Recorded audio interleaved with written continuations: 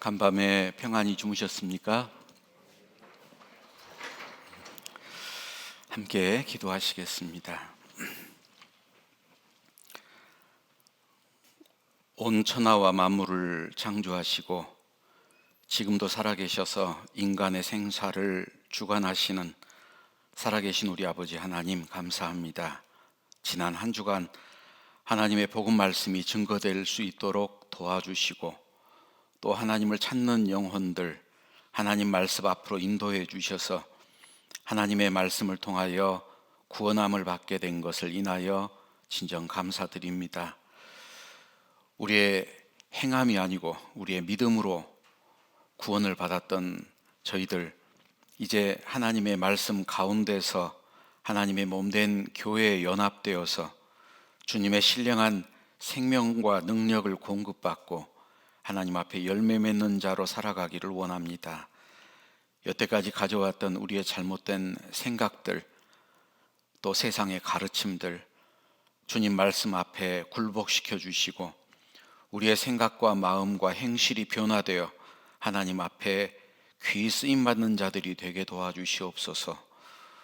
오늘도 한 시간 주의 말씀에 의지하오니 각 사람에게 필요한 말씀으로 채워주시고 듣는 바 말씀이 우리의 삶에 적용되고 변화로 나타날 수 있도록 능력으로 역사해 주시옵소서.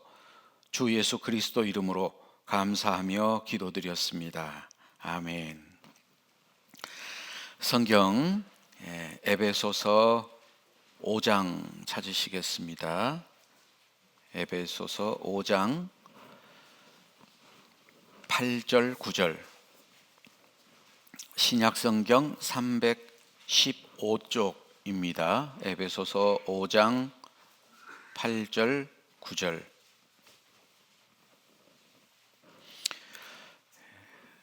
(315쪽) 신약성경 315쪽 에베소서 5장 8절 9절 찾으셨으면 같이 읽겠습니다. 너희가 전에는 어둠이더니 이제는 주 안에서 빛이라. 빛의 자녀들처럼 행하라. 빛의 열매는 모든 착함과 의로움과 진실함에 있느니라. 간밤에 잘 주무셨습니까? 제사함을 받은 분들은 하나님이 사랑하는 자에게 잠을 주신다라고 말씀하신 것처럼 평안한 가운데 잠도 잘 주무셨으리라 생각을 합니다. 오늘은 이제 구원받은 그리스도인들이 어떻게 살아야 되는지 거기에 대한 말씀으로 좀 교훈을 받고자 합니다. 구원받고 나서 우리가 바라봐야 될 것은 늘 주님을 바라봐야 됩니다. 자기 자신을 바라보고 있다면은 늘 괴로울 수밖에 없습니다. 옆에 주변에 있는 분들 한번 서로 쳐다보실래요? 옆에 계신 분이 어때요? 구원받은 죄인 같아요? 의인 같아요? 우리가 죄의 사함을 받았지만 구원받은 죄인입니다. 우리에게 무슨 선한 게 있겠어요? 그런데 자꾸 자기 자신을 바라본다든지 또는 옆에 형제 자매들을 바라보고 신앙생활한다면 문제 가운데 빠질 수 있습니다. 그래서 신앙이라는 말이 신, 믿을 신, 앙, 우러를 앙, 믿고 바라보는 거죠. 나는 연약해서 할 수 없지만 주님은 하실 수 있기 때문에 늘 주님을 의지하고 주님을 바라보는 것이 신앙생활입니다. 여기 우리가 읽었던 성경에 너희가 전에는 어두움이다, 이제는 주 안에서 빛이다. 비포 애프터가 있죠. 전에는 어두움, 이제는 빛의 자녀가 됐다라는 거예요. 우리가 빛의 자녀로서 빛을 드러내는 삶을 살기 때문에 빛의 자녀가 된 게 아니고 빛의 자녀로 만들어 놨으니까 그 자녀답게 살라는 겁니다. 우리가 거룩하게 살아서 거룩한 자가 된 게 아니고 거룩하게 만들어 놨으니까 거룩하게 살라는 거예요. 성경에서 거룩이라는 단어는 구별된 것을 말합니다. 그래서 세상의 모든 백성들 가운데, 민족 가운데 구별된 민족, 그걸 성민 그렇게 얘기하죠.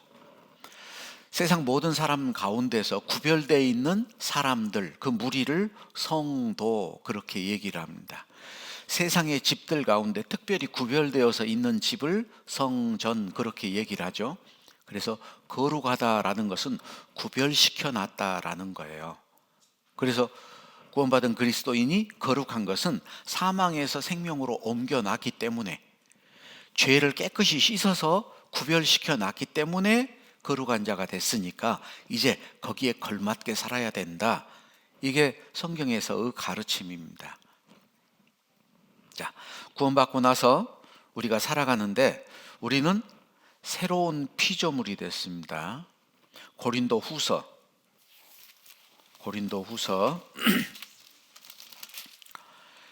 5장을 보시죠. 고린도후서 5장 17절.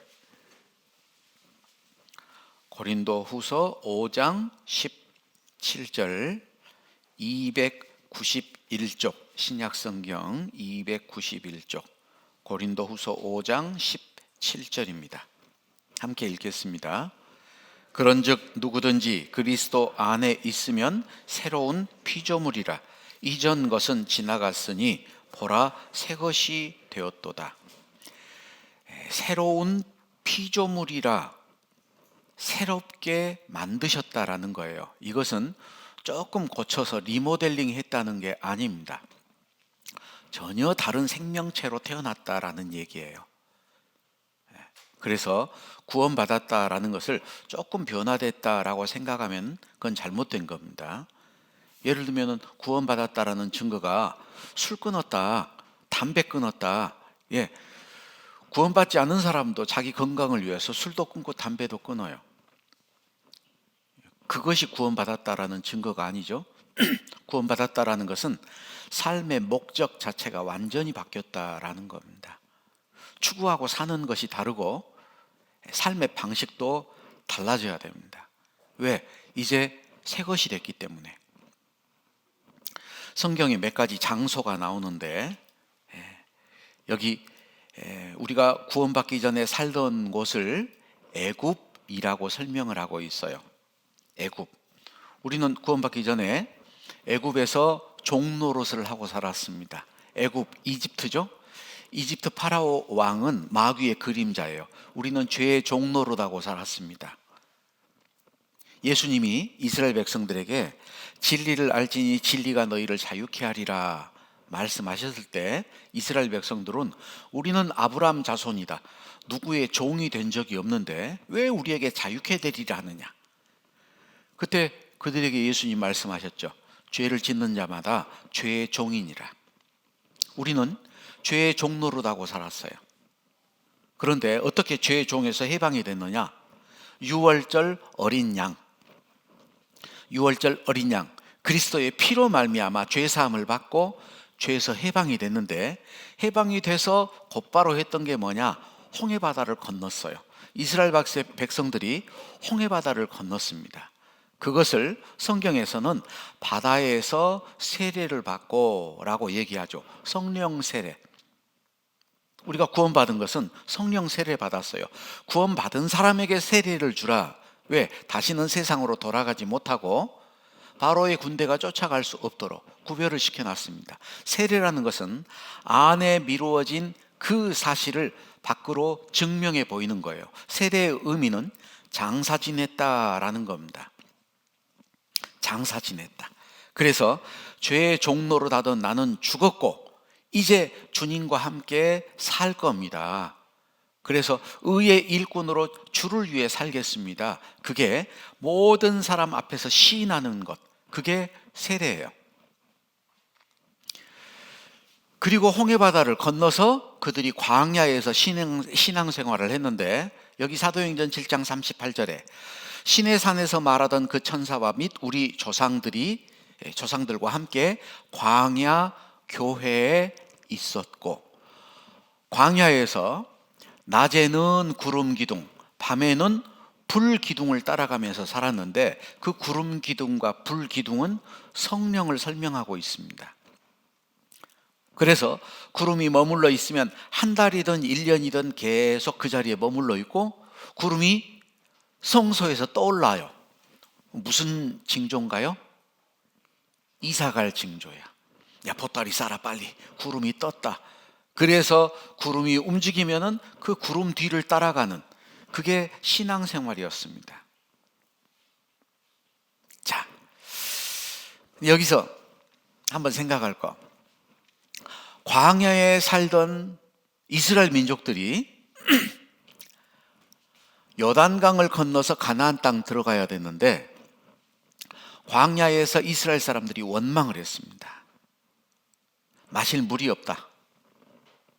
만나, 처음에는 그 만나를 꿀 섞인 과자 맛이다, 한마디로 꿀꽈배기처럼 맛있었어요.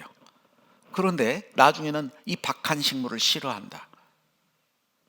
그들이 하나님을 원망했습니다. 그런데 물이 없어서 목말라 죽었던 사람 한 명도 없고, 먹을 것이 없어서 굶주려 죽었던 사람 한 명도 없고, 길이 험하다고 불평을 했는데 발이 부러져서 죽은 사람 한 명도 없었어요.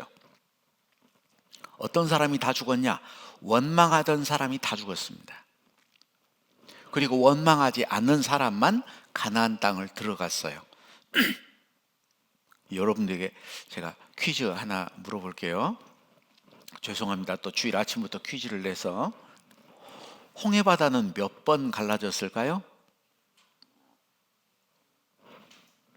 몇 번 갈라졌어요? 한 번. 한 번 갈라졌어요.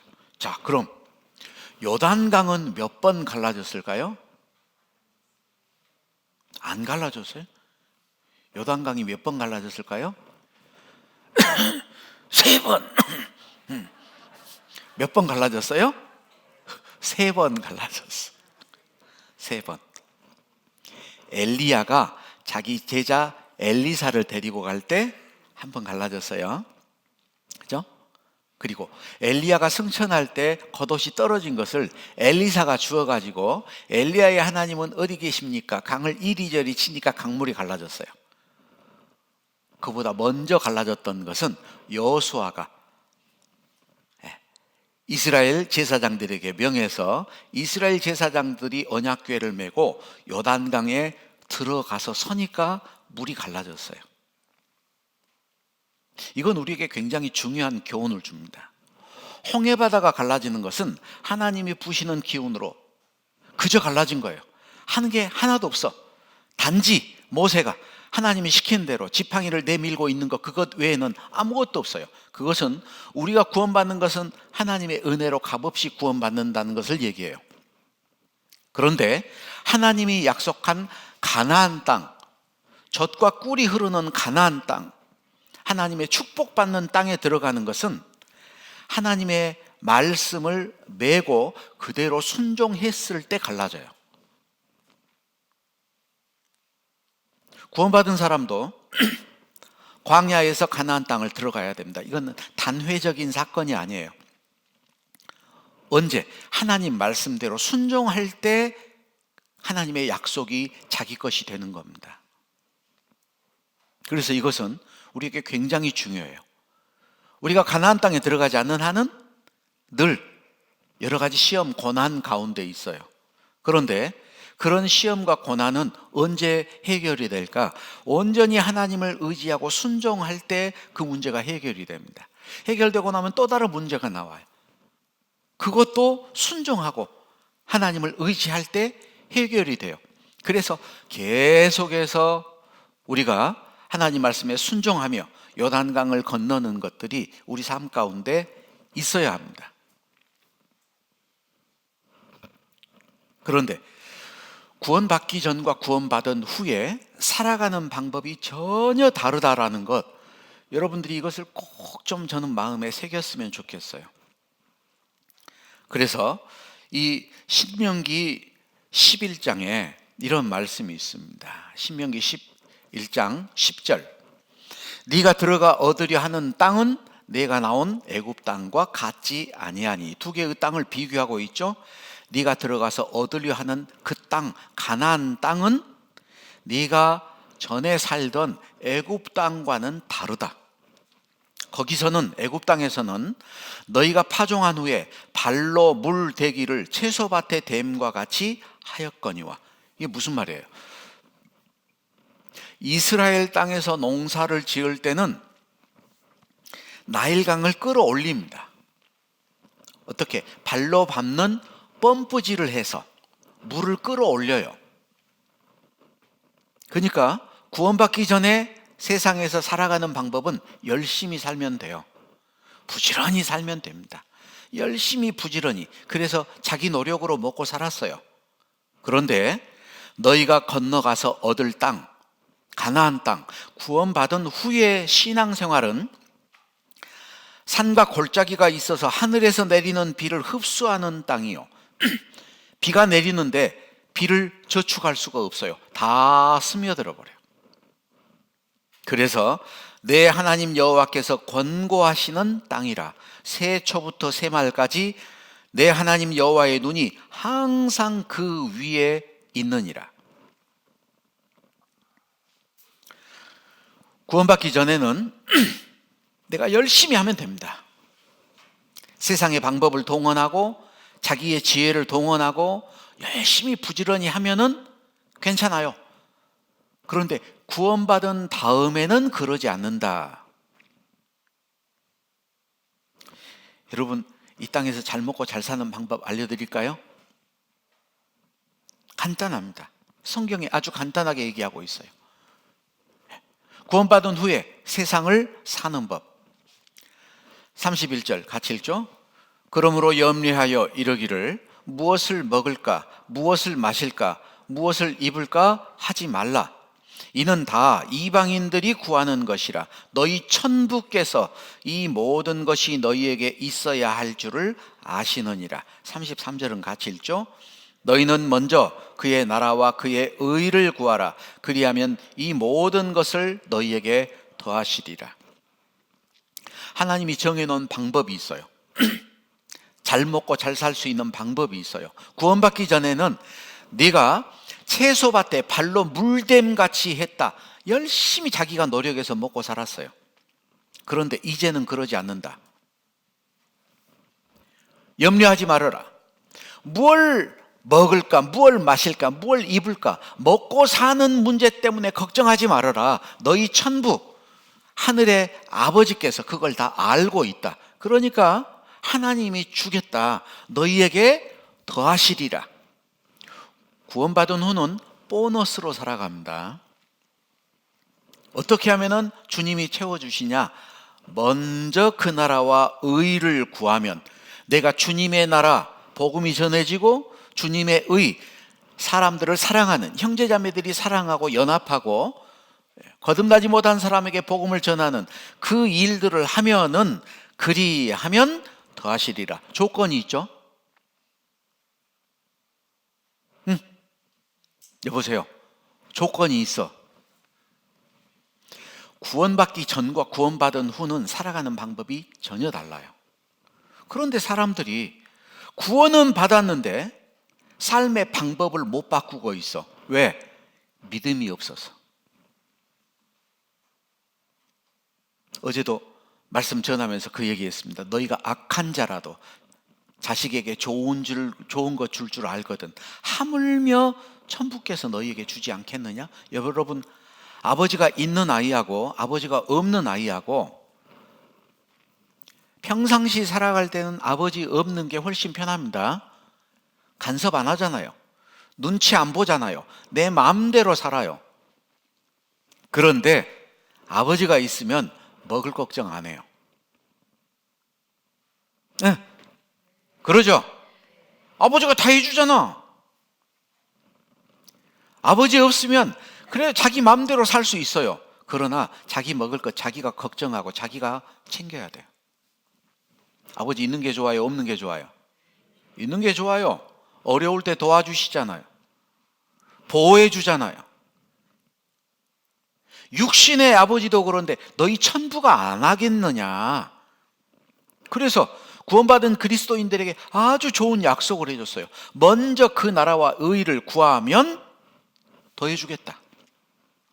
여러분, 성경이 사실입니까?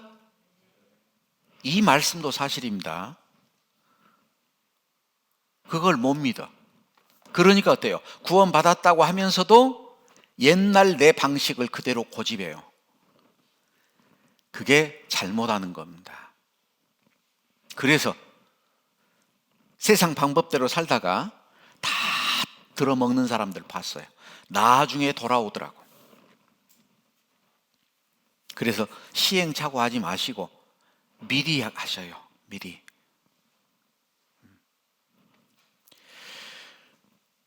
열매를 맺는 방법, 공급받는 방법 어제 배웠습니다. 너희는 내가 일러준 말로 이미 깨끗하였으니 내 안에 거하라. 나도 너희 안에 거하리라. 신앙생활 잘하는 방법은 내 결심, 내 노력, 내 의지, 내 능력으로 되는 게 아니에요. 우리는 무능합니다. 우리는 의지력이 약해요.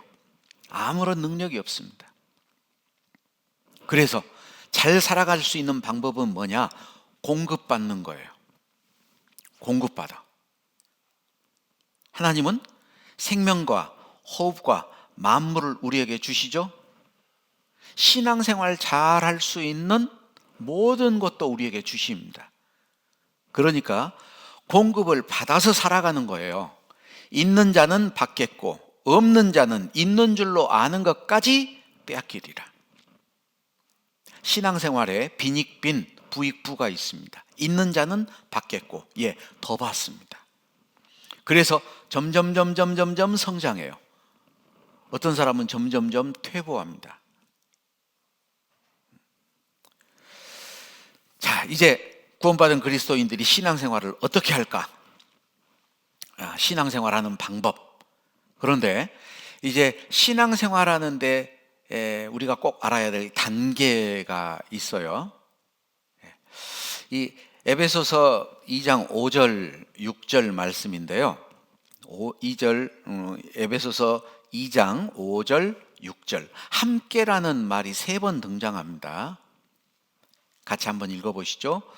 허물로 죽은 우리를 그리스도와 함께 살리셨고 너희가 은혜로 구원을 얻은 것이라. 또 함께 일으키사 그리스도 예수 안에서 함께 하늘에 앉히시니. 여기 함께 살리셨고 너희가 은혜로 구원을 얻은 것이라. 죽어있던 생명이 살아났어요. 주님과 함께 살아났어요. 그게 뭐예요?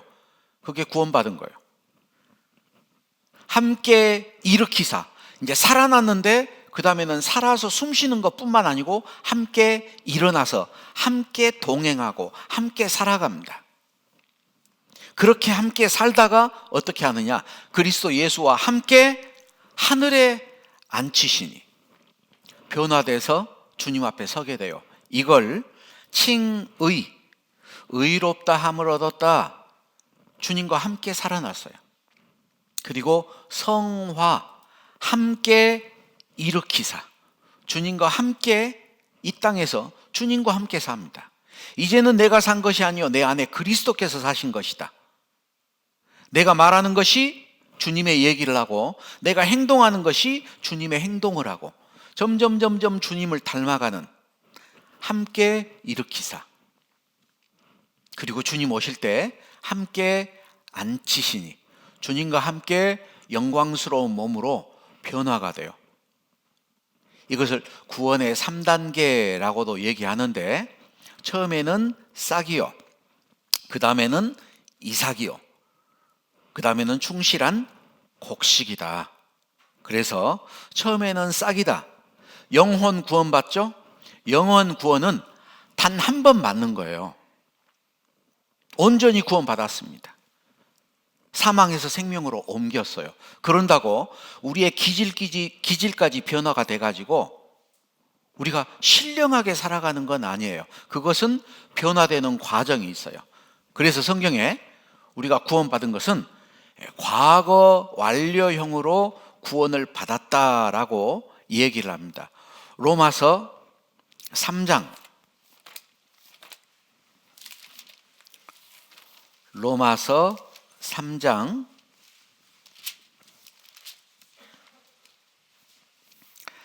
20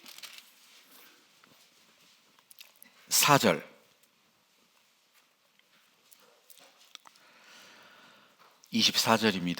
로마서 3장 24절. 신약성경 243쪽. 그리스도 예수 안에 있는 구속으로 말미암아 하나님의 은혜로 값 없이 의롭다 하심을 얻은 자 되었느니라. 값 없이 의롭다 하심을 얻은 자가 되었다. 이미 구원받은 거죠. 하나님이 의롭다. 그게 뭐예요? 칭의예요. 하나님이 의롭다. 이것은 과거 완료형으로 되어 있습니다. 그래서 28절, 로마서 3장 28절. 그러므로 사람이 의롭다 하심을 얻는 것은 율법의 행위에 있지 않고 믿음으로 되는 줄 우리가 인정하노라. 그죠? 오직 믿음으로 의롭다함을 얻었어요. 자, 의롭다함을 얻었는데 성경에는 이제 구원 받았다라는 게 아니고 구원을 이루라라고 말씀을 하십니다. 구원을 이루라. 항상 복종하여 두렵고 떨림으로 구원을 이루라. 이미 구원을 받았는데 구원을 이루라고 말하는 건 뭘까? 이것은 우리의 성품이 바뀌는 거예요. 우리의 생각, 우리의 말, 우리의 행동이 점점 주님을 닮아가는 것. 그것을 구원을 이루라라고 얘기를 합니다. 이걸 구분을 못하면 구원을 받았다. 야, 교만하다. 어떻게 자기가 구원을 받았다 그래. 구원을 이루라고 하는데 이것은 생활 구원이에요. 성품 구원. 영혼은 구원받았지만 우리가 아직도 죄의 기질이 있어서 그래서 아직도 온전치 못합니다. 그래서 자기 육신을 말씀 가운데 막 복종을 시키는 거예요. 구원받은 사람하고 구원받지 못한 사람하고 차이가 있습니다. 구원받으면 그때부터 전쟁이 일어나요. 내 안에서. 육신의 소욕은 죄를 짓고자 하고 내 안에 있는 성령의 소욕은 죄를 짓지 못하게 하여. 그래서 둘이 싸웁니다. 사도 바울은 나는 날마다 죽노라. 나는 날마다 죽노라. 왜 그렇게 날마다 죽어야 될까요? 자기 육신을 죽이는 거예요. 하나님의 말씀의 법으로. 그게 성화되는 과정입니다. 에베소서 베드로전서 1장 한번 보시죠. 베드로전서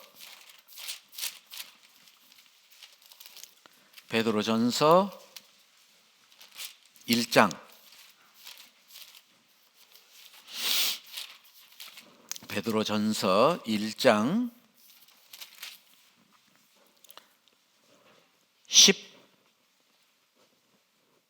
15절 16절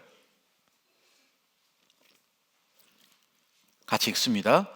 오직 너희를 부르신 거룩한 자처럼 너희도 모든 행실에 거룩한 자가 되라. 기록하였으되 내가 거룩하니 너희도 거룩할지어다 하셨느니라. 자, 이미 우리를 거룩하게 만들어 놨으니까 너희를 부르신 거룩한 자처럼 하나님처럼 너희도 모든 행실에 이제 거룩한 자가 되라. 거룩하게 살아라 이 말이에요. 그게 성화되는 과정입니다. 어떻게 하면은 성화가 될 수 있냐? 우리 영혼이 구원을 받는 것은 하나님의 은혜로 값없이 의롭다 하심을 얻었죠. 그거는 믿음으로 되는 거잖아요. 그런데 어떻게 하면은 점점 거룩하게 변화될 수 있냐? 성경에 항상 복종하여 두렵고 떨림으로 구원을 이루라. 할 수 있는 방법이 있어요. 항상 말씀에 복종하는 거예요. 말씀 아래 자기 생각을 굴복시키는 거예요. 그러면 거룩하게 살 수 있습니다. 그리고 그렇게 살아가는 가운데 주님이 오시면 어떻게 되느냐? 우리가 순식간에 홀연히 다 변화돼요. 그래서 주님처럼 변화돼서 주님을 만날 수 있습니다. 그래서 우리는 그 몸의 구원을 기다려요. 저도 이때를 간절히 기다립니다. 여러분, 주님이 오시면 뭐가 제일 좋을까요? 생각해 보셨어요? 주님이 공중에 재림한다. 그럼 뭐가 좋을까요? 어떤 분이 저한테 물어보더라고. 오래전인데요. 목사님, 신앙생활 하는데 뭐가 제일 힘들어요? 여러분에게 한번 여쭤볼게요. 여러분이 신앙생활 하는데 뭐가 가장 힘듭니까? 그때 제가 이제 뭐라고 답을 했냐? 벌써 한 20년 전이네요. 제가 그렇게 얘기했어요. 저 때문에 힘듭니다. 나 때문에 힘들어요. 나를 계속 복종시켜야 돼.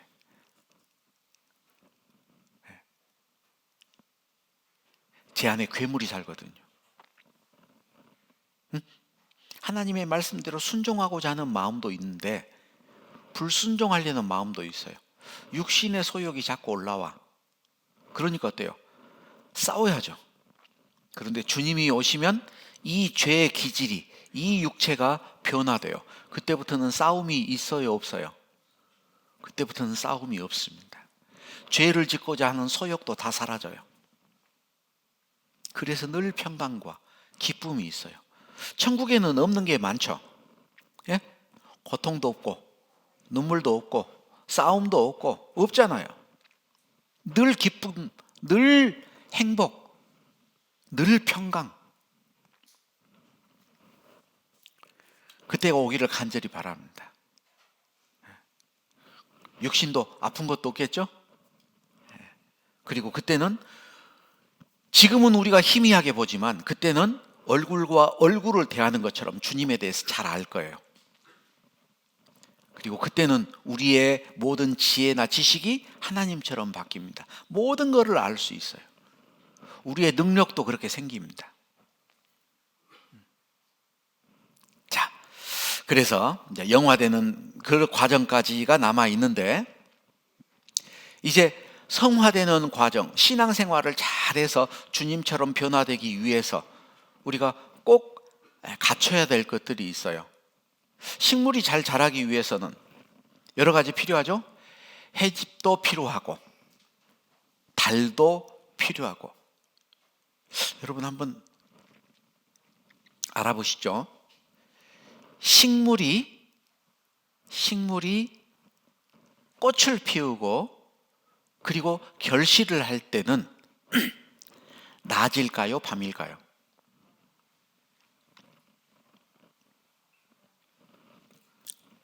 밤입니다. 밤이에요. 밤이 꼭 필요해요. 그래서 하나님이 낮도 만드시고 밤도 만들었어요. 제가 오래전에 어느 지역교회, 시골의 지역교회를 설교를 하러 저녁에 들어가는데, 시골 교회 이제 논 가운데로 이렇게 가는데 그 비닐하우스가 있는데요, 불이 환하게 다 켜졌어요. 그래서 이 양계장 같이 보이지는 않는데 웬 불이 저렇게 켜졌을까 궁금해서 물어봤습니다. 저기 불이 환하게 켜져 있는데 저게 뭐예요? 그랬더니 깻잎 농사를 짓는데요. 깻잎 농사를 짓는데 왜 불을 켜나요? 아, 꽃 피지 말라고요. 네? 꽃이 피지 말라고. 꽃이 피어버리면요, 이게 이제 씨를 맺고 그러면서 잎사귀가 다 떨어져 버려요. 그러니까 해가 딱 떨어지려고 하면은 불을 다 켜놔요. 그럼 이 깻잎이 낮인 줄 알고 계속 잎사귀를 열고 꽃을 안 피워요. 여러분, 우리가 신앙 성장하는 것은 낮이 아니고 밤입니다. 내게 고난이 찾아왔을 때, 어려움이 찾아왔을 때 진짜 그때 주님을 의지하면서 믿음이 성장하는 거예요. 좋을 때는 항상 좋죠. 자, 여기 해도 필요하고 달도 필요하고 낮도 필요하고 밤도 필요하고 비도 있어야 되고 비료도 있고, 예, 그리고 가끔은 이제 잘못된 비료도 한 번씩 주기도 하는데, 식물이 자라는데 꼭 필요한 거죠? 우리 믿음이 자라기 위해서 꼭 필요한 게 4가지 게 있어요. 이 중에 한 가지만 없어도 안 돼요. 꼭 필요한 거. 자, 베드로전서 2장 지금 펴놓으셨죠? 베드로전서 2장 2절 함께 읽겠습니다. 갓난 아이들 같이 순전하고 신령한 젖을 사모하라. 이는 이로 말미암아 너희로 구원에 이르도록 자라게 하려 함이라. 구원에 이르도록 자라게 하려 함이라. 예, 우리의 성품이, 신앙이 무럭무럭 자라서 주님처럼 변화되게 하려면은 반드시 젖을 먹어야 되는데, 순전하고 신령한 젖, 순전하고 신령한 젖, 이 젖이 뭘까? 말씀입니다. 말씀. 제가 전에 서울 종로교회에 있을 때 자매님들이 애들을 그렇게 많이 낳았어요. 전도하라니까 전도는 안 하고 애들만 낳더라고. 전도도 열심히 하셨어요. 그런데 어떤 아이는 나면서부터 얼마나 건강한지 몰라요. 정말 건강합니다. 몇 달 만에 애를 데리고 왔는데 제가 깜짝 놀랐어요. 엄마보다 더 커, 애가. 엄마는 점점 말라가고 애는 막 점점 이렇게 돼요. 역시 시어머니하고 친정어머니하고 다르더라고. 시어머니는 애가 엄마 젖을 먹는데 얼마나 젖을 열심히 빨아댔는지 젖에 막 물집이 생긴대요. 시어머니는 아이고 그놈 잘 먹네 잘 먹네. 친정어머니는 너 그만 좀 뜯어먹어라. 쌤이 다 뜯어먹는다고. 역시 다르더라고. 그런데 그 아이는 안 아파요. 얼마나 건강한지 몰라. 그런데 똑같이 아이를 낳는데 어떤 애는 그렇게 까다로워요. 안 먹어. 엄마 젖도 안 먹어. 그래서 분유 타서 먹이면은 이만큼 다 놓으면은 겨우 절반 먹고 혀로 밀어내고 안 먹어요. 그러니 자꾸 병원에 가지. 우리 인천 서부교회도 하나님 말씀 듣는 거 이라 보면은요, 어떤 분은 닭병 걸렸어. 옳습니다. 아닌데요. 우와. 너 별 설교도 안 했는데. 자꾸 몸부림을 치고 막 시계를 봤다가 한숨을 쉬었다가 저한테 그만하라고 사인을 계속 보내요. 야, 그 사람은 신앙생활 잘할까요? 못할까요? 못하죠. 밥을 안 먹는데 어떻게 힘이 나겠어요? 하나님의 말씀을 많이 가지고 있는 것, 말씀을 많이 가지고 있는 것, 그건 엄청나게 중요합니다. 성경에 신앙생활하는데 다른 모든 것은 방어 무기예요. 투구, 흉배, 방패 전부 다 방어 무기예요. 그런데 성경에 말씀의 검, 좌우의 날선 어떤 검보다 예리한 게 말씀의 검이에요. 말씀의 검을 가지라. 검이 없으면 방어만 해. 승리는 못해요. 검이 없는데 어떻게 승리를 하겠어요? 왜 말씀의 활, 말씀의 창 그러지 않고 말씀의 검 그랬을까요? 마귀가 너무 가까이 있어. 멀리 있어서 활이나 창을 쓰는 게 아니고 말씀의 검을 가져야 돼요. 예리한 검을 가져야 됩니다. 어제도 말씀드렸죠. 구원의 확신을 못 갖는 사람, 왜? 자기가 암송하고 있는 말씀이 없어. 구원의 확신을 갖는 말씀을 외우지를 못해요.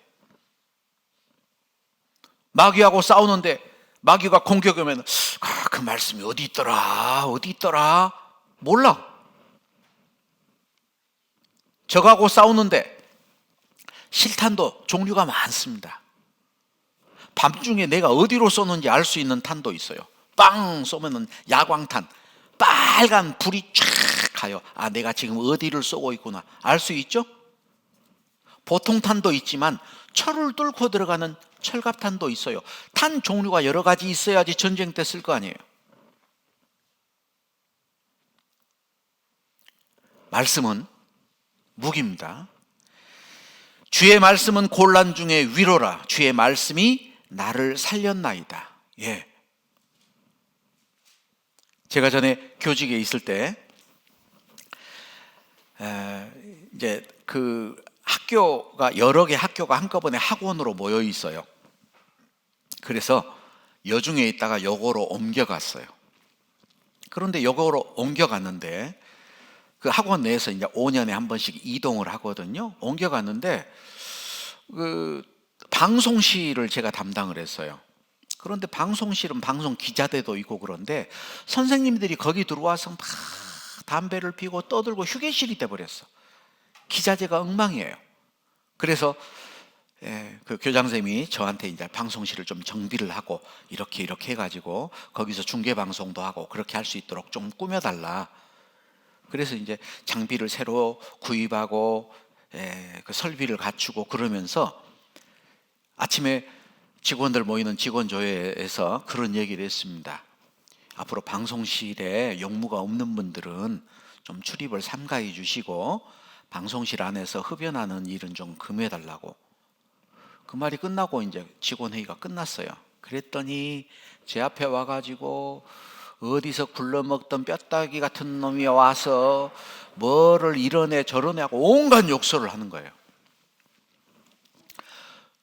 그런 일 처음 당했거든요. 그런데 옆에 있는 선생님들이 아무 말도 안 해. 참 이 교무실 선생님들은 별 사람들 다 있구나. 나이 드신 분들도 아무 말도 안 하고 그 사람도 젊어요. 제 또래밖에 안 돼. 아무 말도 안 하고 있더라고. 그때 제 책상에 악에게 지지 말고 선으로 악을 이기라라는 말씀이 붙어 있었어요. 제가 묵상하고 있던 말씀이야. 그 말씀이 저를 지켜줬습니다. 화를 안 내고 가만히 있었더니요, 한참을 다니다가 가더라고요. 1년 후에 옆에 있던 선생님들이 1년 후에 얘기를 해요. 그때 우리가 어떻게 하는가 보고 있었다고. 제 속으로 그랬습니다. 참 무서운 사람들이다. 그리고 제가 거듭난 그리스도인이라는 걸 나중에 알고 그분들이 역시 거듭난 그리스도인은 다르다. 그러면서 복음이 전해지더라고요. 그 말씀이 아니었으면 저도 그랬을 거예요. 선생님 잠깐 이리 와보세요. 네가 그러면 되겠어? 그리고 때렸을 거야. 치고받고. 그랬다면은 안 되죠. 말씀이 저를 지켜줬어요. 주일날 저도 앞에서 암송을 했습니다. 주일날 교회당 가는데 제가 운전하고 저희 집사람 옆에 자매가 타고 아이는 뒤에 있는데 암송을 하고 갔어요. 웅시렁 암송을 하고. 그래서 빨간 신호불에 걸려서 탁 서고 있는데 갑자기 옆에 차 탄 사람이 막 뛰어오더니 제 차문을 막 열려고 그래요. 유리창을 내리고 왜 그러세요? 새파랗게 젊은 사람이 너 뭐라고 욕했어? 욕 안 했는데요. 욕 안 했지. 그 사람이 굉장히 무안해서 가더라고. 왜 그랬지? 알고 봤더니 제가 궁시렁 암송을 하고 갔어. 자기 보고 욕한 줄 알았는가 봐요. 그런데 화가 나야 화를 낼 거 아니에요. 화가 안 나는데 제가 변했더라고요. 깜짝 놀랐어. 응? 왜 화가 안 나지? 내가 변했네? 말씀이 지켜줍니다. 여러분 지금 암송하고 있는 말씀 뭐예요? 위기가 닥쳤을 때 나를 지켜줄 수 있는 말씀이 뭐가 있을까요? 말씀은 처음에 듣기를 잘해야 됩니다.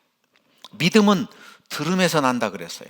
가장 중요한 거, 가장 기초적인 믿음은 들음부터 시작을 해요.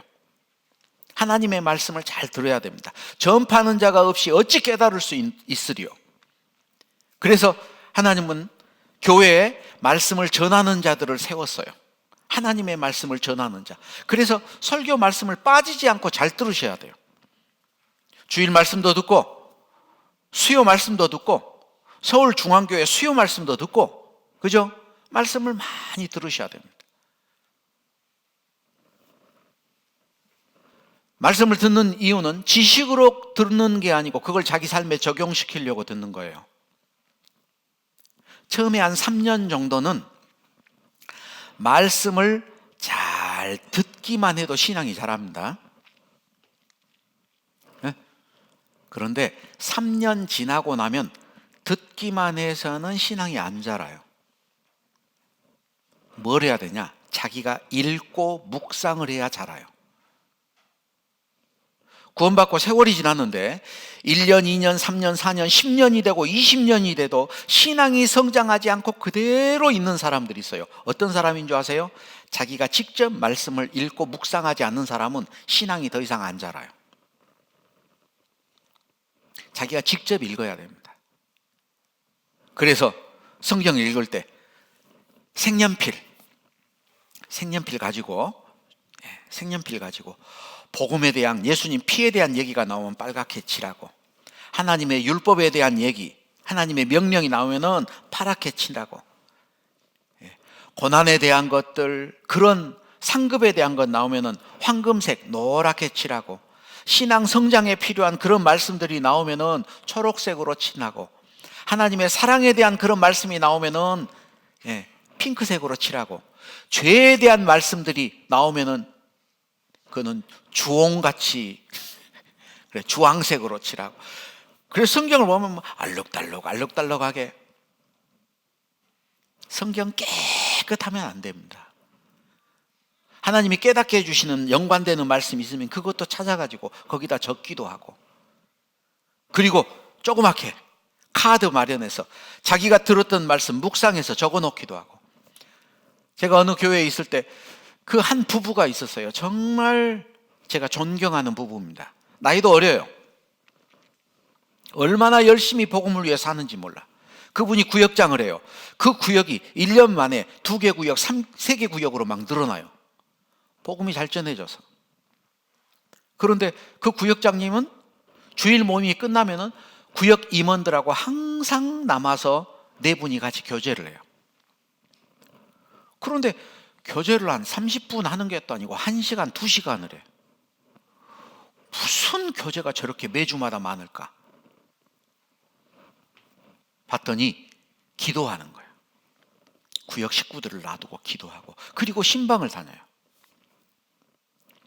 그 자매님은 주일날 교회를 오면은 교회당에서 같이 밥을 안 먹어요.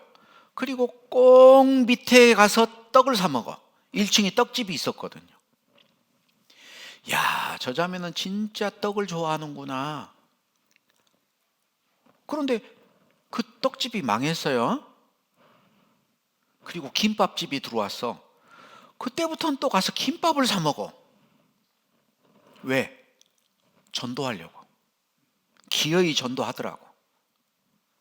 방학이 되면 자기 친구들, 자기 자녀, 아들, 그 친구들을 집에 데리고 와가지고 그 3-4명 됐는데 집에서 아주 합숙을 해요. 계속해서 먹이면서 DVD 말씀을 듣고 저한테 가가지고 상담을 해달라고 하고, 그리고 그 아이들이 전도가 되고 그 부모님들이 전도가 되고 그러더라고. 비결이 뭘까? 그렇게 힘있게 살아가는 비결이 뭘까? 집에 갔더니 집에 장식장이 있어요. 어떤 집에 가면 장식장에 양주도 들어있고, 해외 여행 갔다가 왔던 그릇 같은 것들, 인형 이런 거 들어있는데, 그 집에 갔더니 포스트잇이 붙어 있어. 쪽지, 노랗고 빨갛고 파랗고, 거기에 자기가 암송하고 적어놨던 게 따닥따닥 붙어 있어요. 그 집 보물이었습니다. 그때 알았어요. 이 형제 자매님들이 왜 그렇게 힘있게 사냐? 하나님의 말씀이 있으니까 힘있게 산다. 여러분 집은 성경 암송 말씀, 성경 구절 적혀 있는 거 달력 말고 또 있어요? 왜 힘이 없을까? 내가 묵상하고 내가 가슴에 간직하고 내가 늘 가까이 하는 말씀이 없어요. 성경을 읽는데 하루에 석 장, 5장, 아이고 숙제 다 했다. 남는 게 하나도 없어. 그건 성경을 대하는 태도가 아닙니다. 힘이 없는 이유, 말씀이 없어서. 믿음이 잘 자라야 됩니다. 그래서 첫 번째, 말씀. 갓난 아이들 같이 순전하고 신령한 젖을 사모하라. 이는 이로 말미암아 너희로 구원에 이르도록 자라게 하려 함이라. 자랄 수 있는 방법은 공급받아서 자라는 거예요. 말씀을 공급받으면 힘이 생깁니다. 하나님의 말씀은 능력이에요. 능력. 가정집에 공급되는 전기가 있습니다. 전기선이 그렇게 굵지 않아요. 엄지손가락만 해요. 공장에 들어가는 전기선은 이렇게 굵죠. 그러니까 어마어마하게 파워가 있는 거예요. 공급받은 만큼 힘있게 살아갑니다. 두 번째, 믿음이 잘 자라기 위해서 두 번째, 기도. 여러분, 기도는 얼만큼이나 하시는지 모르겠어요. 자, 요한복음 14장 13절 14절 같이 읽겠습니다. 너희가 내 이름으로 무엇을 구하든지 내가 시행하리니 이는 아버지로 하여금 아들을 인하여 영광을 얻으시게 하려 함이라. 내 이름으로 무엇이든지 내게 구하면 내가 시행하리라. 우리가 기도할 때 항상 마지막에 예수님의 이름으로 기도합니다. 아멘. 그렇게 말해요. 그렇게 말하는 근거가 뭐냐? 요한복음 14장 14절이에요. 내 이름으로 무엇이든지 내게 구하면 내가 시행하리라. 결제 사인 나는 거예요. 예수님의 이름으로 기도합니다. 그런데 내 이름으로 기도한다 이 말 뜻이 뭐냐? 무조건 자기가 하고 싶은 말 하고 나서 끝에 가서 예수님 이름으로 기도한다. 그게 아니고 하나님의 뜻대로 구하는 거예요. 그래서 성경에 우리가 받지 못하는 이유가 있습니다. 구하지 않아서. 구해도 받지 못하는 이유는 뭐냐? 정욕으로 쓰려고 잘못 구해서. 예를 들면 하나님, 내일 아침에 저희 집 앞에 벤츠 한 대만 세워주세요. 열심히 기도했는데 세워져요? 안 세워져요? 안 세워져요. 왜? 정욕으로 쓰려고. 그런데 실제로 하나님이 차를 2대나 줘서 저는 2대를 얻어 탄 적이 있어요. 전도사로 있을 때 차가 자꾸 고장이 납니다. 그러니까 고장이 나니까 교회에서 수리비를 그때는 주셨어요. 근데 고치러 갔는데 너무 미안하고 죄송하고, 왜? 형제들이 그 고생해서 번 예수님의 피 발린 돈을 차 고치는 데 써요. 오래돼가지고 또 고장나고, 또 고쳤는데 좀 있으면 또 고장나고. 그래서 제가 저희 자매에게 이 차 팔아버리고 헌금해야겠다. 나 자전거 타고 다닐래. 그랬더니 여보, 밤늦게 저기 멀리 화순 갔다가 오고 그런데 자전거 타고 오겠어요? 자전거 타고도 못 올 것 같은데. 그래서 하나님께 기도했어요. 하나님, 차 좀 고장 안 나게 좀 해주세요. 기도를 했는데 그날 새벽 2시에 저희 형님이, 그때는 구원받기 전이에요, 술이 이만큼 취해가지고 저한테 전화를 했어요. 영훈아. 예 형님. 그래, 차 바꿔라. 뭐라고요? 알았다. 그러고 끊어요. 그리고 차가 왔어. 말씀이 생각나더라고. 우리의 구하는 것보다 항상 넘치도록 해주셔요. 저도 차 고장 안 나게 해달라 그랬더니 하나님도 그건 안 되겠는가 봐. 새 차를 보내주셨어요. 하나님의 뜻대로 구하면 하나님이 주십니다.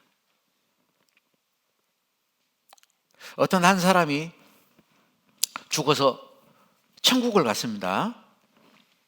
천국에 처음에 가가지고 낯서니까 여기저기 잘 모르잖아요. 천사가 소개해줘요. 이 방 열고 저 방 열고 그러면서 소개해 주는데 어떤 방을 하나 열었는데요, 그 안에 내가 갖고 싶었던 것이 거기 다 들었어. 그래서 천사에게 물어봤대요. 여기는 무슨 방이에요?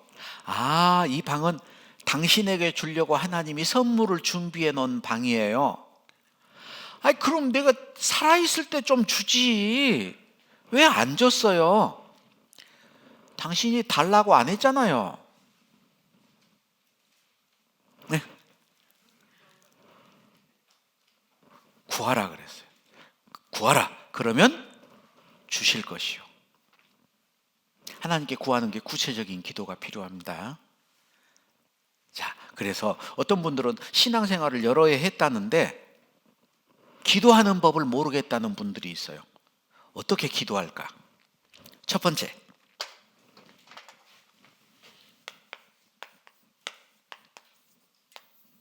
하나님의 이름을 부르는 것부터 시작을 해요. 누구한테 기도하는가는 정확해야 될 거 아니에요. 그죠? 하나님. 그런데 더 구체적으로 가면은 하나님께 기도하는지, 예수님께 기도하는지, 성령님께 기도하는지, 그것도 더 정확하면 좋겠어. 성경을 읽을 때 성경 말씀을 올바르게 깨닫게 해달라. 누구한테 기도해야 돼요? 성령님께 기도 가는 거예요. 성령께서 가르치시고 생각나게 해주잖아요. 그죠?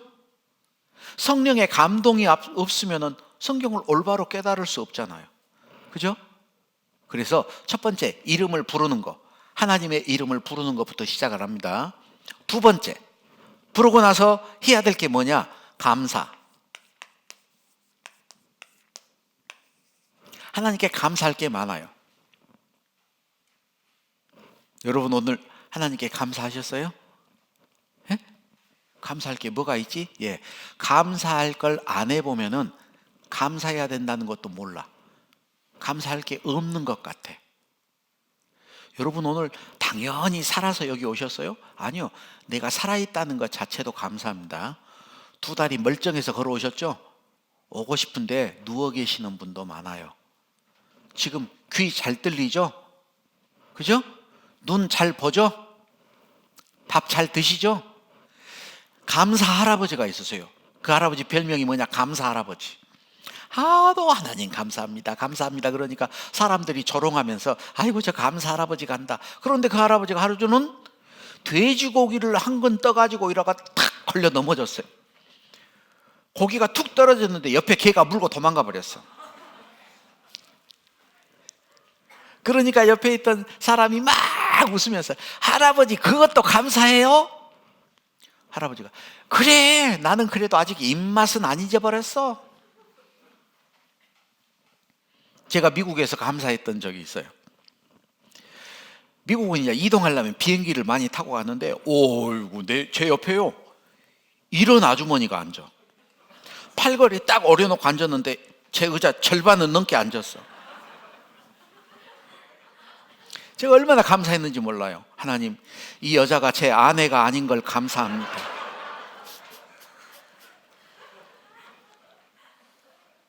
감사할 거 있어요, 없어요?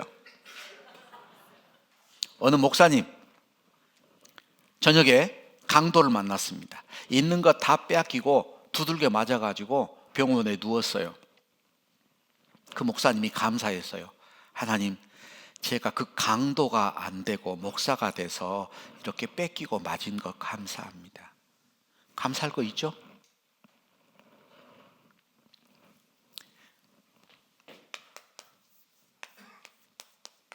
세 번째, 하나님 앞에 구원받고 난 다음에 내가 하나님 앞에 잘못 살았던 것에 대해서 반드시 회개해야 됩니다.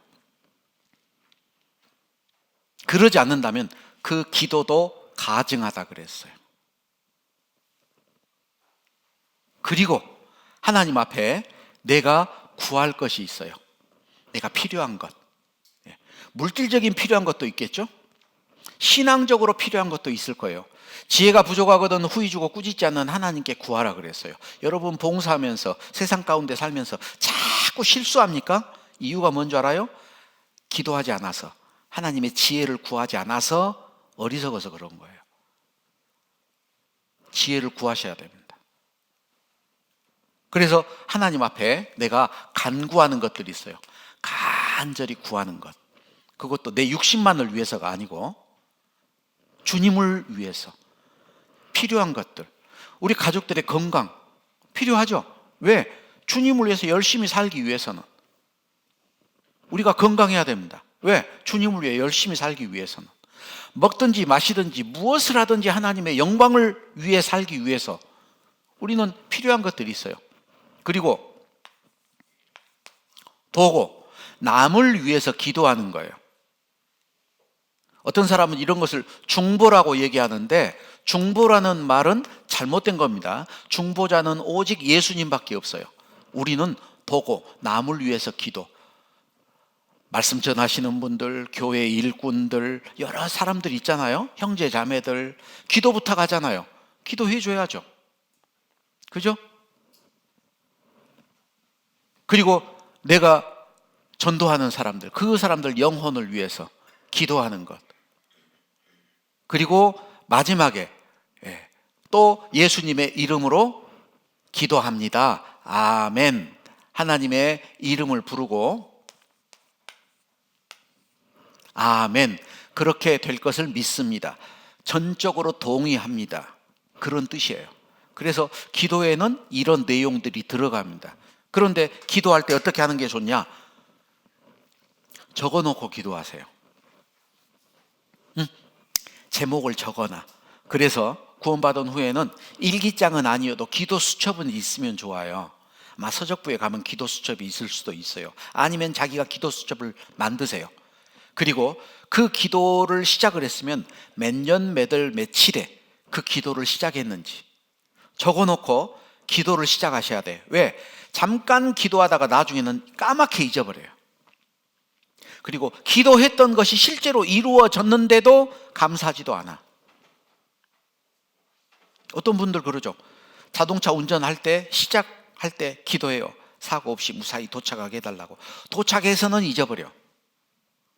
도착했으면 기도도 해야죠.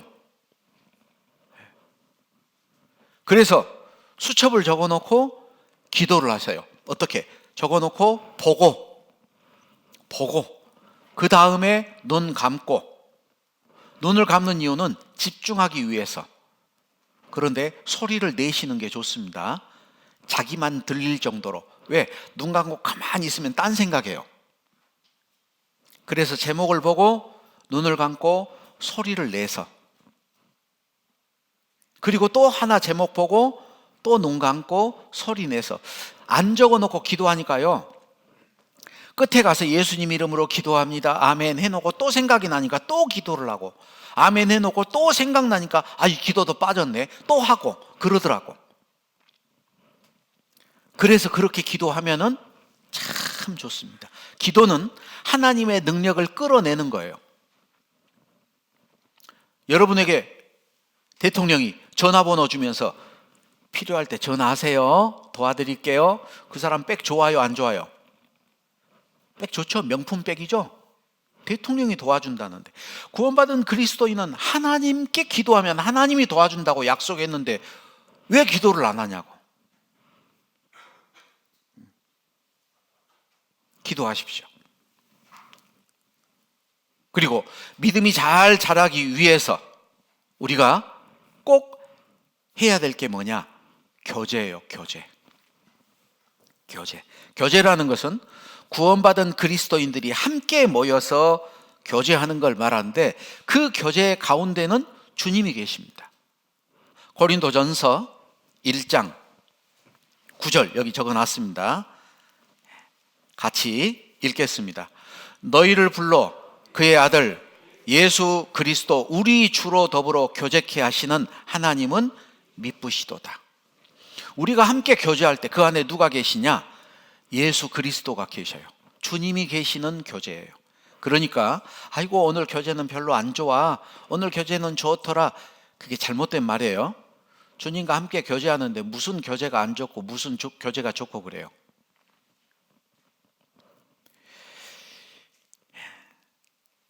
시편 133편 여러분 잘 외우세요. 형제가 연합하여 동거함이 어찌 그리 선하고 아름다운 곳. 형제가 연합하고 동거한다. 연합이라는 것은 둘이 한 몸이 되는 게 연합입니다. 그래서 연합이라는 단어가 처음 나온 게, 이러므로 사람이 부모를 떠나 그 아내와 연합하여 둘이 한 육체가 된다라고 창세기에 기록이 돼 있죠. 연합, 남편과 아내가 한 몸이 되는 게 연합이에요. 교제는 하나님과 우리가 한 몸이 되는 거예요. 형제와 우리가 한 몸이 되는 거예요. 형제들끼리. 동거는 뭐냐? 동거는 운명을 같이 하는 겁니다. 형제가 연합하여 동거한다. 운명을 같이 하고 함께 한 몸이 되는 게, 그게 교제의 의미예요.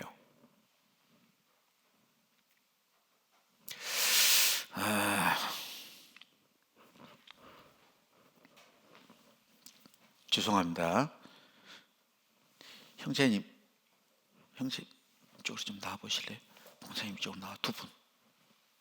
저 혼자 하니까 심심해서 안 되겠어요. 이리 나오세요. 이리 올라오셔요.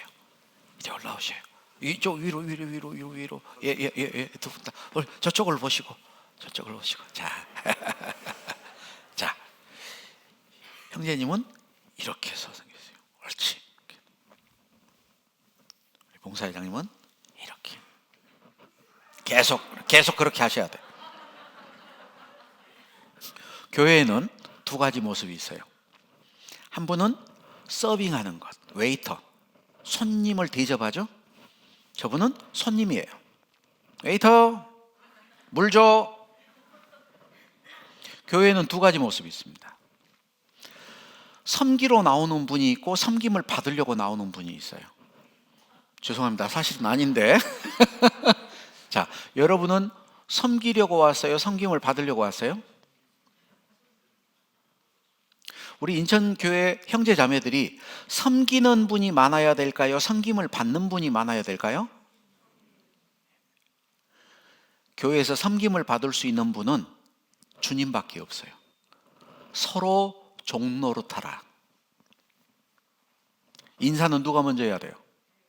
내가 먼저 해야 돼요.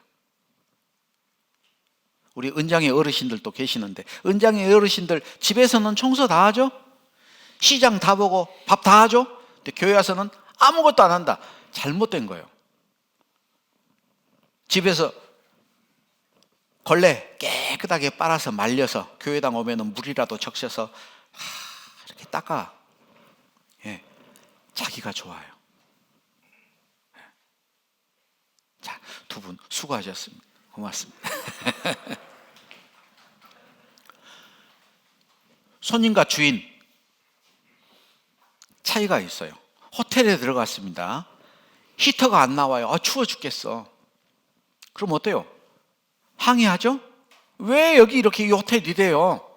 지금 고장 났습니다. 아이고, 나 다른 호텔 갈래요. 돈 돌려주세요. 손님이에요.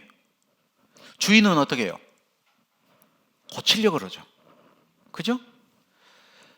여러분, 이 지구상에 현존하고 있는 교회는 완전할까요? 불완전할까요? 여보세요. 완전해요? 불완전해요? 그런 말이 어디 있어요? 에베소서가 교회에 대한 얘기라니까요. 에베소서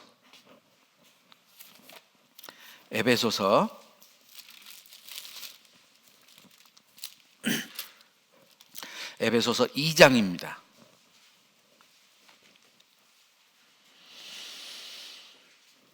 에베소서 2장 20절부터 읽겠습니다. 너희는 사도들과 선지자들의 터 위에 세우심을 입은 자라. 그리스도 예수께서 친히 모퉁이 돌이 되셨느니라. 그의 안에서 건물마다 서로 연결하여 주 안에서 성전이 되어가고, 너희도 성령 안에서 하나님의 거하실 처소가 되기 위하여 예수 안에서 함께 지어져 가느니라. 자, 21절 마지막에 성전이 되었고가 아니고 되어가고, 22절 마지막에 함께 지어졌다가 아니고 지어져 가느니라. 완공이 됐어요? 건축 중이에요? 건축 중이에요. 건축 중이면은 유리창도 안 달려 있고 페인트 칠도 안 돼 있고 철근도 삐죽삐죽 나와 있어.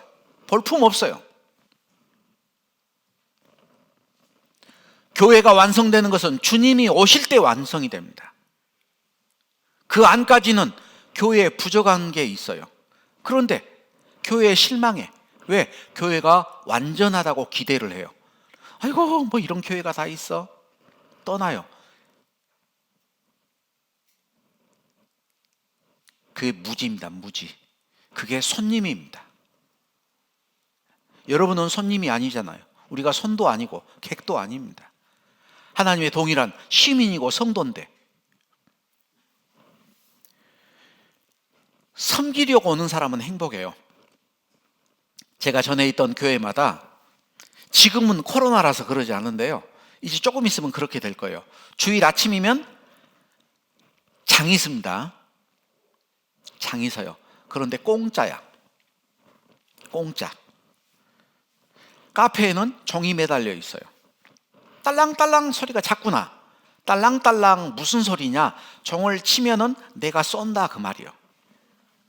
공짜로 와서 주문해요. 자기가 사줘. 주일 아침인데 토스트, 샐러드 이런 것들을 준비해 가지고 와요. 형제 자매들이. 그래서 아침에 막 나눠줘. 오신 분들 드시라 그러고. 자, 그거 준비하면서 기뻤을까요? 슬펐을까요? 기뻐요. 사랑하는 사람에게 무언가를 해준다는 게 기쁨입니다. 그러니까 교회 안에 사랑이 넘쳐. 섬기려는 모습이잖아요. 교제가 네 떡 네 먹고 내 떡 내 먹자, 그건 교제가 아닙니다. 교회에 당은 나오는데 교제를 안 하는 사람이 있어. 교회에서 식사도 안 해요. 집에 무슨 반찬이 그렇게 맛있는 반찬이 있는지. 교제라는 것은 서로의 사정을 알고 서로를 위해서 기도해주고 서로의 허물을 덮어주는 게 교제예요. 그 교제를 함께 해야 됩니다. 그게 주님과 함께하는 교제예요. 그 교제 안에 공급이 돼요. 그래서 건물마다 서로 연결하여 주 안에서 성전이 되어가고, 연결되지 않으면 그건 교제 가운데 참석하지 않는 거예요. 자, 그리고 믿음이 잘 자라기 위해서, 자, 첫 번째 말씀 따라서 해보세요. 말씀, 생명의 양식, 기도, 생명의 호흡. 숨을 많이 쉴까요? 밥을 많이 먹을까요? 숨을 더 많이 쉬어야 돼. 그죠? 그래서 기도는 무시로 기도하라 그랬어요. 아침 저녁 뭐 식사할 때뿐만 아니고 틈날 때마다 기도를 해야 됩니다. 그리고 따라서 해보세요. 교제, 생명의 통로. 자, 생명의 양식, 생명의 호흡. 주님과 기도가 막히면 답답합니다. 그리고 생명의 통로. 교제 가운데서 말씀을 공급받고, 교제 가운데서 능력을 공급받고, 교제 가운데서 모든 것을 공급받아요. 그게 하나님이 정하신 방법이에요. 그리고 그렇게 말씀과 기도와 교제가 있어서 말씀을 공급받고 말씀에 호흡을 하고 말씀의 통로를 통해서 공급받는 것은 전도를 위해서예요. 전도. 이게 생명의 열매예요. 열매. 자, 디모데후서 4장 1절 2절 같이 읽겠습니다. 하나님 앞과 산자와 죽은 자를 심판하실 그리스도 예수 앞에서 그의 나타나실 것과 그의 나라를 두고 엄히 명하노니 너는 말씀을 전파하라. 때를 얻든지 못 얻든지 항상 힘쓰라. 말씀을 전파하라. 명령이죠. 때를 얻든지 못 얻든지 항상 힘쓰라. 우리가 항상 힘써야 될 게 뭐냐? 전도예요. 어떤 사람이 전도 잘하냐? 세상 말로 무대뽀. 처음에 막 구원받으면 사람이 무대뽀입니다. 그죠? 그런데 연수가 지나니까 지혜를 얻는다라고 생각하면서 눈치를 많이 봐요. 아직은 때가 아닌데. 그러니까 전도를 잘 못해. 그건 성경 말씀을 벗어난 거예요. 때를 얻든지 못 얻든지예요. 어떤 한 사람이 날마다 전도지를 가지고 다닙니다. 그리고 날마다 밖에 나가서 만나는 사람들에게 전도지를 줬어요. 그런데 하루는 밤에 퇴근해가지고 전도지를 가지고 나가야 되는데 비가 억수같이 와요. 그러니까 안 나갔어. 그러니까 딸이 물어봅니다. 아빠, 오늘은 왜 전도지 가지고 안 가? 밖에 비가 너무 많이 오잖아. 딸이 그랬어요. 비 오는 날은 하나님이 안 계셔? 아차 뜨겁다. 여러분 만나는 사람들 누구 만납니까? 구원받은 사람들끼리만 모여가지고 우리끼리만 좋다. 하나님은 좋아하지 않습니다. 우리가 서로 사랑하는 이유가 뭐예요? 그 사랑이 흘러 넘쳐야 되는 거예요. 구원받지 못한 사람에게 복음을 전해야 됩니다. 그래서 시편 118편 17절 같이 읽어보죠. 내가 죽지 않고 살아서 여호와의 행사를 선포하리로다. 내가 죽지 않고 사는 이유가 있다. 뭐 하려고? 여호와의 행사를 선포하려고. 복음을 전하기 위해서 삽니다. 우리가 복음을 전하지 않는다면 이 땅에 살아있을 이유가 하나도 없어요. 얼른 주님 앞에 가야 돼요. 여러분, 교회가 이 땅에 있는 목적이 뭘까요? 복음을 전하기 위해서 교회가 있는 거예요. 구원받은 사람들이 있어야 되니. 그죠? 그래서 우리가 좀 신앙생활을 잘하고 열매 맺어야 되는데, 자, 첫 번째 말씀이 뭐라고요? 생명의 양식, 밥을 잘 먹어야 힘이 나. 기도, 생명의 호흡, 하나님과의 교통, 하나님과 자꾸 교통하면서 신앙생활을 해야 됩니다. 세 번째, 교제, 생명의 통로, 하나님이 정해놓은 통로, 교회를 통해서, 교제를 통해서만 가능해요. 그래서 너희는 내가 일러준 말로 이미 깨끗하였으니 내 안에 거하라. 나도 너희 안에 거하리라. 너희라는 복수, 구원받은 그리스도인들을 통해서 하나님의 생명은 역사를 합니다. 그리고 그렇게 하는 모든 이유가 뭐냐? 구원받지 못한 사람에게 복음을 전하기 위해서.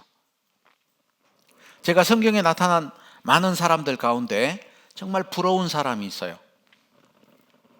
누가 부럽냐? 라합이 부럽습니다. 기생 라합, 여리고성에 살던 기생 라합. 기생이지만 평평하고 좋은 땅에서는 살 곳을 얻지 못해서 성벽 위에 집을 짓고 살았어요. 보잘것없는 여자였습니다. 그런데 그 라합은 자기 부모, 형제, 자기에게 속한 모든 사람을 다 구원했어요. 그 기생 라합이 너무 부럽습니다. 저는 저희 형제가 다 구원받은 건 아니에요. 아직 구원받지 못한 분이 있어요. 주님이 오시는데, 영원한 지옥이 있는데 구원받지 못한 내 사랑하는 형제간이 있어요. 라합이 너무 부럽습니다. 복음을 전해야죠. 복음을 전하면은 거절당해요. 그런 얘기 하려면 집에도 오지 말라. 그래도 가야죠.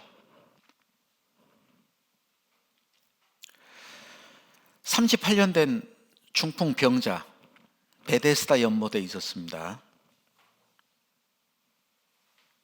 예수님이 그 병자를 찾아왔어요. 무엇 해주기를 원하느냐? 그 병자가 했던 말 혹시 아세요? 예, 낫기를 원합니다. 그랬으면 괜찮겠어. 근데 그러지 않았어요. 나를 못에 넣어줄 사람이 없다라는 얘기를 합니다. 왜? 38년 돼가지고요, 가족들도 지쳤는가 봐. 38년 됐으면 좋은 자리, 명당 자리 앉아 있겠죠? 그죠? 천사가 한 번씩 내려와서 물을 동해요. 먼저 들어가는 자는 나. 그래서 낳고 나면 어때요? 그 자리 좀 어떻게 가가지고 그 자리 차지하고, 좀 더 가까운 자리 가서 차지하고. 그런데 남들은 물이 움직이면 어때요? 얼른 들어다 넣어버려 그냥. 근데 자기는 가고 싶은데 그럴 사람이 없어. 여러분의 가족들이 혹시 주님 앞에서 우리에게 대해서 그렇게 원망하지 않을까요? 나를 못에 넣어줄 사람이 없었습니다. 너 왜 지옥 갔니? 나를 못에 넣어줄 사람이 없었습니다. 기생 라합이 부럽습니다. 우리는 그 일을 해야 됩니다. 여러분의 부모님, 여러분의 가족들, 여러분의 친척들, 말로만 사랑한다고 거짓말하지 말고 그들을 위해 희생을 해야 돼요.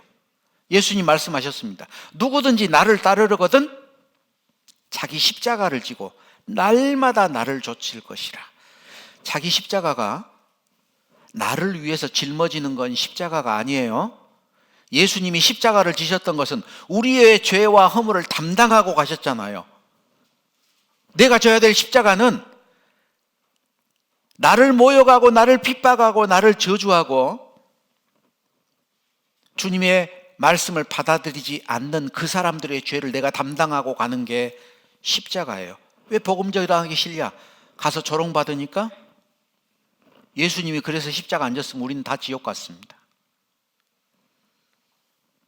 주님이 그런 고난을 받았으니까 우리도 그런 고난을 받는 게 당연해요. 그건 그들이 할 당연한 일이고 나는 내가 할 당연한 일을 해야 돼요. 예수님을 십자가에 못 박았던 로마 군인들은 자기들이 해야 될 일을 당연히 한 겁니다. 구원받지 못한 사람들이 우리를 조롱하고 우리를 핍박하고 모욕하는 것은 당연한 거예요. 이상한 일이 아니고 우리는 그걸 각오하고 나가는 거잖아요. 이번에도 한 주간 성경 강연에 복음이 전해졌는데 하나님의 복음이 증거가 되고 구원받는 역사가 있었습니다. 근데 그것은 한 사람의 특별한 헌신이 아니고 교회가 헌신하는 거예요.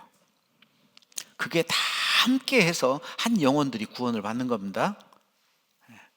이제 새롭게 구원받은 새로운 식구들, 하나님의 교회 안에 연합해서 또 다른 새로운 생명이 태어나기를 간절히 바랍니다. 주님 오실 때 잘했다 칭찬받는 그러한 개인이 되고 그러한 교회가 되기를 간절히 바랍니다. 함께 기도하겠습니다. 사랑과 은혜가 풍성하신 우리 아버지 하나님 감사합니다. 죄와 허물로 마땅히 지옥에 갈 수밖에 없는 저희들을 먼저 사랑하시고 우리를 위해서 주님이 이 땅에 오셔서 십자가에 흘리신 보배로운 피로 우리의 죄를 도말하여 주신 은혜에 감사를 드립니다. 새롭게 새로운 생명들이 태어남을 인하여 하나님께 찬송과 영광을 돌립니다. 우리 인천 서북교회 모든 형제자매들이 서로 연합되어서 주님의 사랑 가운데서 주님의 복음을 더욱 힘있게 증거할 수 있도록 도와주시고 새롭게 구원받은 귀한 형제자매들 하나님의 몸된 교회 안에 열매 맺어 자랄 수 있도록 도와주시옵소서. 아직까지 구원받지 못한 사랑하는 가족들, 이웃 친척들, 주변의 지인들에게도 하나님의 복음을 전할 수 있도록 저희에게 담대함과 용기를 주시고 그 어떠한 어려움 가운데서도 하나님의 복음을 증거하게 도와주시옵소서. 주님 오실 때 부끄러운 모습으로 주님을 뵙지 않도록 잘하였다 착하고 충성된 종아라는 하나님의 칭찬을 얻는 자들이 되게 도와주시옵소서. 우리를 죄 가운데서 구원하여 주신 우리 주 예수 그리스도 이름으로 감사하며 기도하옵나이다. 아멘.